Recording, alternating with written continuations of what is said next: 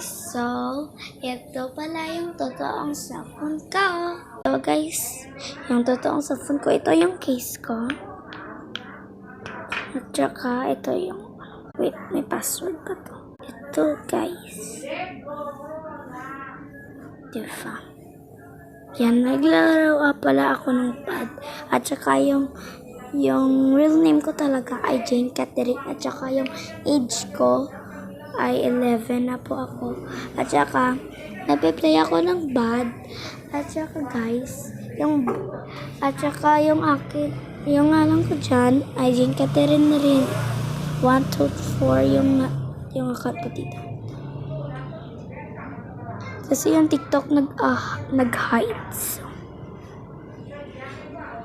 Ito na guys, ito ang cellphone ko. Bye!